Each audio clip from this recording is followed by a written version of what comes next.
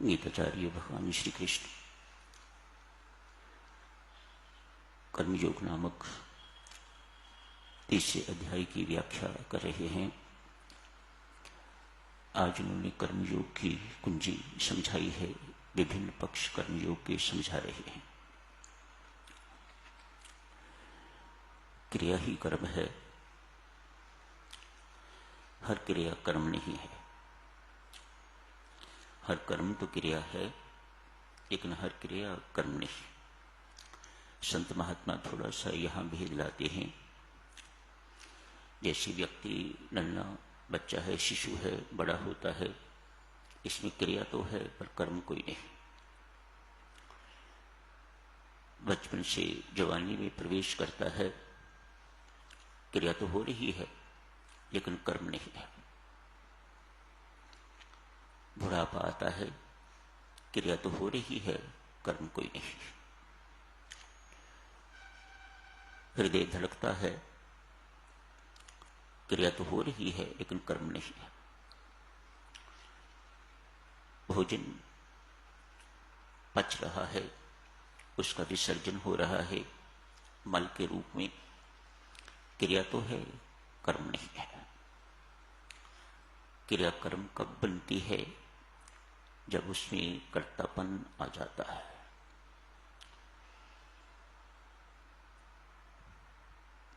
बाल अवस्था से जवानी में प्रवेश करने में कर्तापन का कोई स्थान नहीं है। क्रिया हो रही है, कर्म नहीं। कर्म उसे ही कहा जाता है जहां क्रिया के साथ कर्तापन जुड़ जाता है, कर्तृत्व जुड़ जाता है, डूअरशिप जिसमें जुड़ जाती है उसे कर्म कहा जाता है। यही कर्म बंधन का कारण बन जाता है। इसे निर्बंध करना ही कर्मयोग है। जहां कर्तापन होगा, जहां कर्म के साथ ये होगा, मैंने ये कर दिया, मैं ये करवा रहा हूं, इत्यादि इत्यादि, जहां आपने देवियों सज्जनों अपने कर्तापन की स्टैंप लगा दी, आपके मुख से निकल गया मैं, बस वही कर्म बंधन का कारण बन जाएगा। यही कर्म यदि दूसरों के लिए किया जाता है, अपने लिए न करके, अपने लिए करना तो स्वार्थ है, अतएव बंधन का कारण। दूसरों के लिए कर्म करना निस्वार्थ हो जाता है, अतएव मोक्ष का साधन। इसी को कर्मयोग कहा जाता है।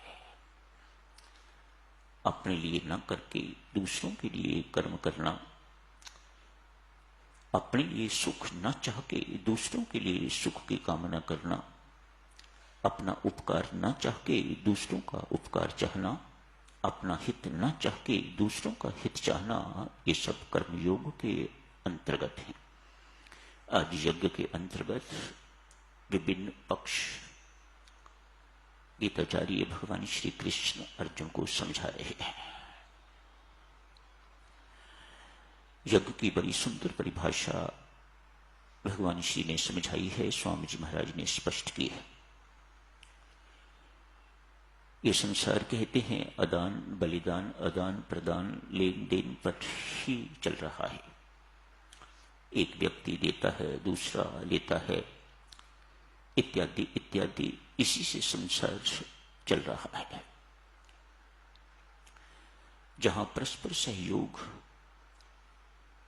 की भावना नहीं रहती, वहां व्यक्ति व्यक्ति न रह के तो मानव मानव न रह के दानव कहता है। आज एक बहुत बड़े सेठ हैं, वे अक्सर विद्वानों को, मानवों को और देवताओं को निमंत्रण देता है, भोजन करवाता है।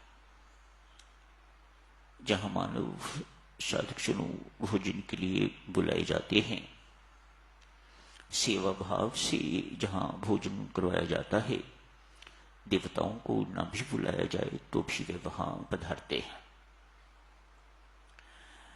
सो यूं समझिएगा कि मानव और देवता तो हमेशा भोजन के लिए आते ही हैं, बुलाए ही जाते हैं, लेकिन दानव को कभी नहीं बुलाया जाता। आज इस सेठ ने, जो बहुत परोपकारी माना जाता है, कर्मयोगी कहिए, कर्मयोगी माना जाता है, इसने आज मानव, दानव एवं देव तीनों को बुलाया है। आप मेरे घर भोजन के लिए पधारिएगा। भव्य आयोजन किया हुआ है, खूब प्रबंध किया हुआ है।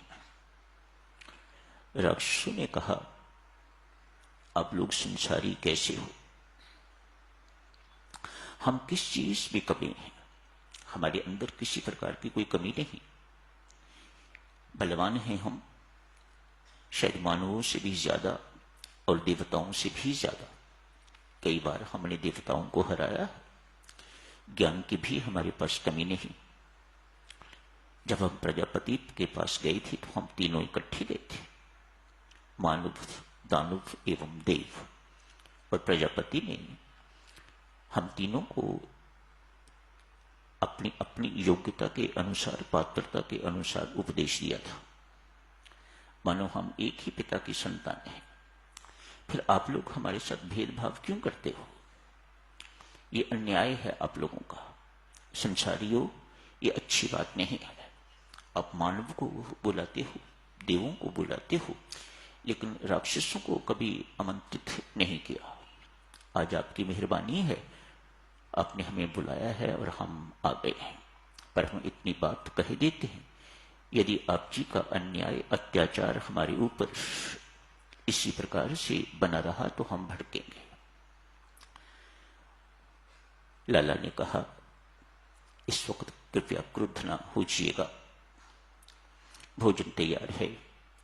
आज सबसे पहले आप भोजन कीजिएगा, ताकि आपकी ये शिकायत दूर हो। अव्वल तो हमें बुलाया ही नहीं जाता। यदि हमें बुलाया जाता है तो हमें पहले भोजन कभी नहीं करवाया जाता। हमारी बारी कहीं अंत में जाके आती है। आप पहले देवताओं को खिलाते हो, फिर मानवों को खिलाते हो, और फिर यदि बचता है तो फिर हमारी बारी आती है। लाला ने कहा, आपकी इस शिकायत को दूर करने के लिए आज आप पहले भोजन के लिए बैठिएगा। एक शर्त है, पंक्तियों में बैठ जाइएगा, आमने सामने। जितने भी आप 150 आए हुए हैं सब बैठ जाइएगा। पर मैं एक शर्त से भोजन में आपको खिलाऊंगा, और वह भी पहले आपके दोनों हाथों पर 3-3 फुट लंबी लकड़ी की फट्टी में बांध दूंगा। मंजूर?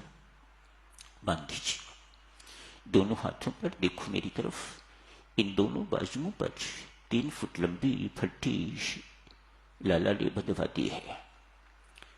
भोजन की थालियां उनके आगे परोसी गई है। लाला स्वयं परोस रहा है ताकि इनकी हर शिकायत जो है वह दूर हो। खूब तरह तरह के भोजन बनाए हुए हैं, तरह तरह की सब्जियां इत्यादि, सब कुछ थाली भर भर के। मीठा भी है खाने को, सब कुछ आगे रख दिया है। राक्षस लोग अपने हाथ से उठा तो सकते हैं, लेकिन अपने मुख में नहीं डाल सकते, फट्टी बंधी हुई है। लाला की चाल देखिए, किस तरह से एक कर्मयोगी, किस तरह से एक संत दूसरों को समझाता है। दोनों हाथों पर फट्टी बंधी हुई है। ये कोने यहां से झुक नहीं सकती, मुड़ नहीं सकती, तो अपने मुख में वे राक्षस कुछ डाल नहीं सकते। सभी के सभी राक्षस भूखे हैं, और जब भूखे होते हैं तो द्वेष की भावना, निराशा की भावना इत्यादि इत्यादि पैदा होती है। आपस में उन्होंने लड़ाई झगड़ा शुरू कर दिया। एक दूसरे के सामने सब बैठे हैं, सभी के सभी राक्षस भूखे। देवताओं की बारी आई। देवताओं के साथ भी ऐसा ही किया है। उनके भी दोनों बाजुओं पर 3-3 फुट लंबी फट्टी बांध दी है, ताकि उनका भी इस तरफ से हाथ मुड़ न सके। लेकिन मानव कहिए, दानव कहिए, देवता कशी है। आखिर देवी सज्जनों कुछ न कुछ भिन्नता तो है, नहीं तो परमात्मा सबको मानव नाम दे देता। कुछ को देवता नाम दिया है, कुछ को मानव नाम दिया है, कुछ को दानव नाम दिया है, कुछ कारण तो होगा। मेरे राम के विभाजन में कोई गलती तो नहीं हो सकती, कोई अन्याय तो नहीं हो सकता। देवता बैठे एक दूसरे के सामने ऐसे ही पंक्तियों में बिठाया है। इन्होंने देखा कि हम अपने मुख में नहीं डाल सकते, लेकिन किसी दूसरे के मुख में तो डाल सकते हैं। सामने वाला जो बैठा हुआ है उसके मुख में तो डाल सकते हैं। बस इधर वाले उनके मुख में डालते हैं, उधर वाले इनके मुख में डालते हैं, और सारे के सारे देवता पेट भर के स्वादु भोजन खाया। जो दूसरे को पालना जानता है वह कभी भूखा नहीं रह सकता। याद रखना इन बातों को। जो अपने पेट को पालने के साथ साथ दूसरे का पेट पालना भी जानता है, वह व्यक्ति कभी भूखा नहीं रह सकता। देवता देखो ये जानते हैं कि दूसरे के मुख में कैसे डाला जाता है। आज यही किया है ना, अपने मुख में तो किसी ने नहीं डाला, ये दूसरे के मुख में डालते हैं, तो दूसरा इनके मुख में डालते हैं, तो डालता है तो दोनों का पेट भरा हुआ है। जो मानव दूसरे के मुख में डालना नहीं जानता उसे ही दानव कहा जाता है, दानव बन जाता है। जो सहयोग करना नहीं जानता, जो सहयोग देना नहीं जानता, वह दानव है। जैसा अभी आपने देखा, आपस में ही लड़ झगड़ के तो वह भूखे हैं, उनका पेट भी भरा नहीं है और भूखे भी हैं, और फिर लड़ाई झगड़ा भी आपस में कर रहे हैं। आज भगवान श्री यही बात समझा रहे हैं। मेरी सृष्टि का दारोमदार आधार आदान प्रदान है, लेना देना, परस्पर लेना देना, इसी पर सृष्टि सारी जो है वह चल रही है। बहुत से स्थानों पर साधुजनों अभी भी ये परंपरा है लोप होती जा रही है। जब 1988 में मैं मनाली गया था, उस वक्त तक ये प्रथा वहां जीवित थी। अब तो वे भी अमीरी की चपेट में आ गए हुए हैं, अतएव ये प्रथा वहां भी खत्म होती जा रही है। नहीं है, क्या करते थे, सबके अपने अपने खेत हैं और सब स्वयं ही किसानी करते हैं, कोई नौकर चाकर नहीं है।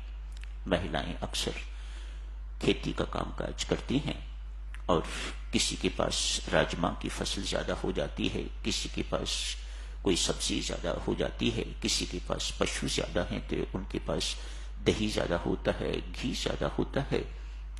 तो जितना ज्यादा होता है उतना वह औरों को बांट देते हैं, और जिनको बांटा जाता है, जो उनके पास ज्यादा होता है, वह उसके बदले में उनको वस्तु दे दी जाती है।